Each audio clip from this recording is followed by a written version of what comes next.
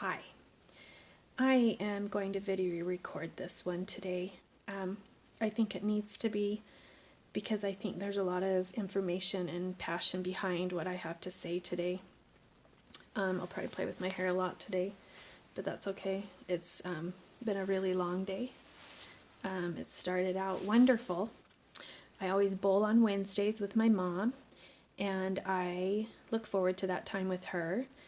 And then afterwards, I always run over to the Fiddler's Fun Center and I check on it. I do the schedule for the next week, check on my employee over there who's sweet, and try to help out a little bit where we can.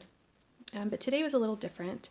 Last week at the Fun Center, we were actually robbed by some kids that were in high school. They took it upon themselves to bring an instrument, and you can see it all on camera, they went over to one of our games, and they took it upon themselves to open it up. One of the kids reached up underneath it and stole money. One of those games, we put an account called Kids Vending, and that's my kids' mission, money, that's my kids' they refill it, they work for it. Anyway, it's beside the point. The purpose of this video is I really wanted to make it for moms. I'm a mom of 6 kids. And moms need to be more involved with their children. And I'm going to explain more about that. This is a tough world that these kids live in. And there's a lot of working moms, which I'm about as a working mom as they get right now. And we all work differently, so I'm not criticizing or judging, but what I experienced today and how I handled it and what I did and the things I thought about, I thought, it comes right back down to the mom. And so, anyway, moving forward, flash forward about an hour, had about 8 kids walk in, and they were the ones that were on the video from last week. Today is What? Men's Day? Today's Young Men's, yeah. No, today is Wednesday. Yep. Okay, thank you. You're welcome, Willie. Sorry. Oh, you're so welcome. Love you. That's Willie, my son, who has Down syndrome and one arm, and I just always throw the one arm in there. I mean, why not? Anyway, he's a good kid. So about 1:20, there was about 8 teenagers from the high school that came over to our fun center, and I kept thinking, after this theft we had last week, I thought, why would these kids, I think they're ditching school. I think they're getting crazy and ditching school. So I called the high school and I said, what's going on at school? Because I have 10 of your students at the fun center. And she was very nice and she said, well, no, they should be at school. And I said, okay, well, I'm calling dispatch unless your officer's over there for truancy, and we'll have to just kind of nip this in the bud a little bit. So it happened, as we did that, dispatch showed up. One guy was already on the case with the theft from last week, so he definitely came. Fast forward, we apprehended 2 of them that were involved with that last week. They admitted it. But what got me was the kid, or the kids. The one kid, it was his first offense. The other kid, he had already had 2 felonies. And I'll tell you, he had 2 felonies with me already. I had already gone to court with this kid, and I didn't know that. I didn't know that this was him. I didn't know that he was the one that had destroyed my son's golf cart, that had rode it up in the hills. I didn't know it was him. So I just kind of gave that secret away. But anyway, I sat down with these boys. They're in handcuffs, and I said, you guys, look me in the eye. I said, you're going to talk to me. I said, I want to know why you did this. I want to know why you came to my place of business and stole from me. I said, I give you a job. Just ask. I give everybody a job. Everybody that is halfway capable can work. And besides that, work is good. It gives you something to feel good about yourself. And I don't care what kind of work it is. If, everyone from taking out the trash. I mean, that's what my son does at home, and he knows that's his job. He takes out the trash. And there's some sense of satisfaction when you say, you know what, good job, buddy, you took out the trash. It just doesn't matter. Work is good. Parents need to start teaching their kids that work is good and start working their kids. Okay? These kids aren't being worked, and that's what I'm upset about. Because they're coming to me and they're stealing from me. I think another thing that was really frustrating is I had 2 young ladies in there. I'm going to go back to these boys in a minute. Was that they were standing there and they were with all these kids. And I said to them, girls, what are you doing in here? They're like, oh, well, I don't know. I said, how old are you?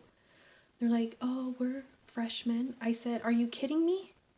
And you're ditching school? And I said, what are your names? And the one girl, she just kind of looked at me like, she didn't want to tell me, but she told me. The other girl proceeded to say, oh, well, my name's so-and-so, and I go to church. I went to church with you. I don't care what church you went to with me. Okay, I've been in a lot of churches in Cedar City. Why are you ditching? Church doesn't, what are you doing? And if you go to church, why are you ditching? And I looked at him, and parents, you need to hear this. Kids hate school. They just do nowadays. They're not being taught how to dream. They're not being inspired.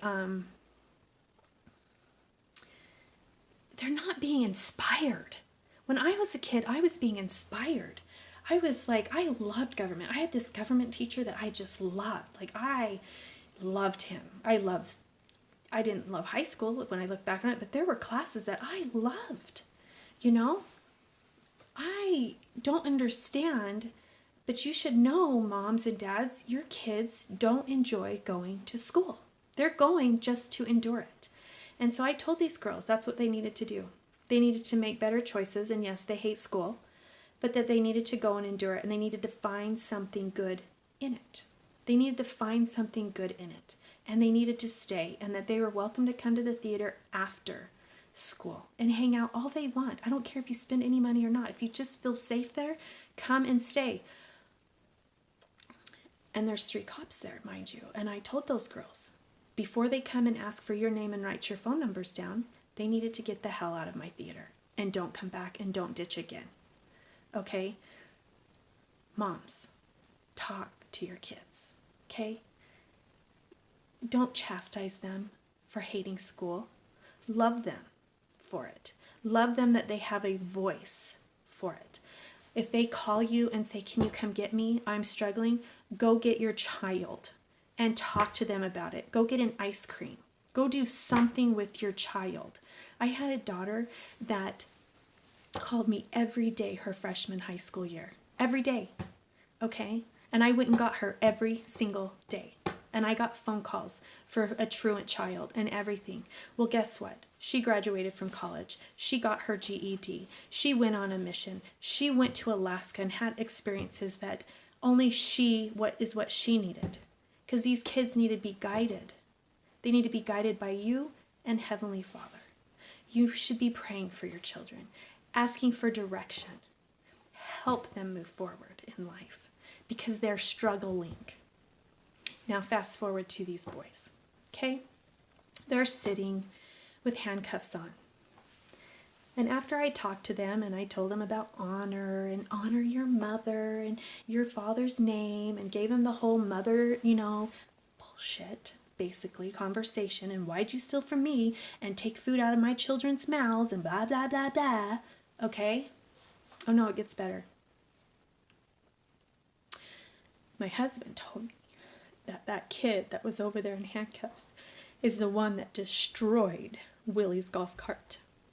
And I lost it. And I marched my little happy butt over there. And I sat with him. And I crawled up on the table. And those cops were watching me because, trust me, they were going to pull me off probably and cuff me. Because any mother, if we're being honest, when you ruin your son's kid who has a disabilities crap, you're going to lose it a little bit, okay? So I did. I got up in his face. And I reminded him that my son was retarded. And I reminded him whose golf cart that was, and that he would never drive a normal car. But then something happened. Something changed with that boy. And then it changed me inside of me. And then my daughter joined me.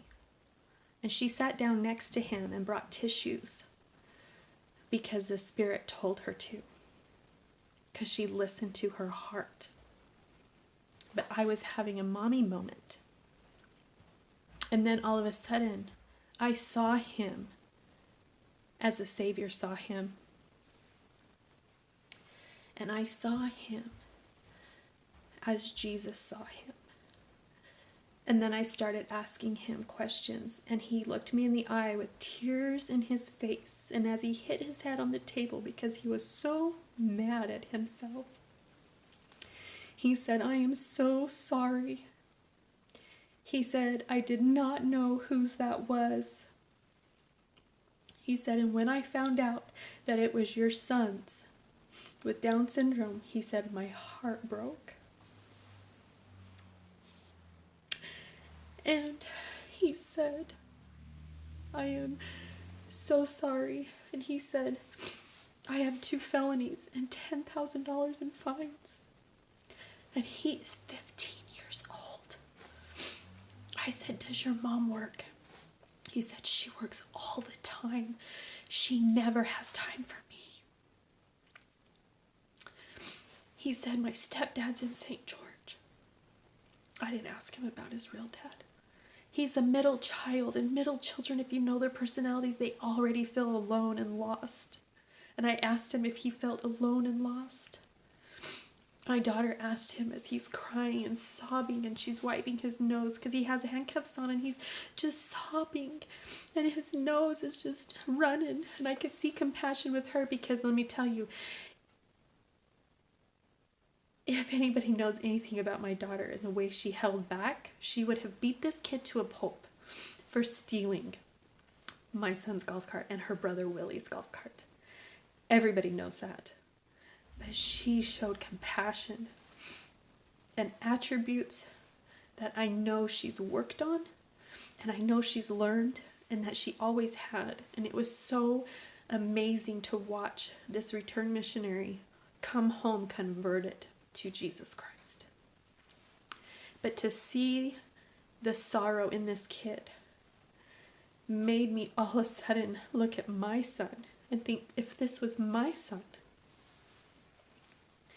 Now back up. We were in court with this same kid 6 months ago, and my husband told me, he said, "Sadie, you got more emotion out of him than he ever saw at the court." He looked in the court like he was just didn't care, like he didn't give a damn. And his mom even said, "I can't control him. I can't do anything with him. He doesn't go to school." And I'm like, I know why. I know why. Because in his mind, you always work, Mom, and you're never there for him. Moms need to be there for their kids and get out of their heads and quit being selfish with themselves.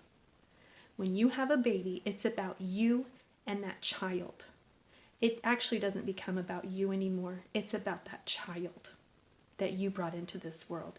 It's not about you and your manicures and your lunch dates with your girlfriends and your sleepovers and your week-long vacations with all your friends. It becomes about you and your kids. Oh yeah, I get that it means you've got to have me time and recovery time, and you've got to make yourself feel whole. Okay, do that on your own time. Don't do it on your child's time. Okay? Because I find time for that. But I can tell you what, everything stops when my kid needs me. And I don't care what's going on in your life.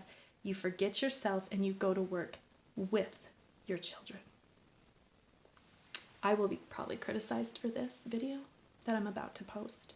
But this young man feels so bad for bringing this friend of his around. And he'll tell you, he told me, "I just moved here, I didn't have friends, and I made a bad friend. And I just made choices." and I don't know how to stop. He was a few days away from being off of probation. You guys, he's 15 years old. And right now I just want to go and give him a hug and tell him it's going to be okay. We have got to help this generation. They cannot be left alone at home. They can't be left to their video games and their phones. They cannot be left to themselves. They're still at 15 not capable of making certain choices because they're lost. This kid doesn't know his purpose. I asked him if he goes to church. He says, my mom doesn't have time. And yes, he could go on his own, and maybe he would if somebody would reach out to him. If somebody out in Enoch would invite him, he'd go.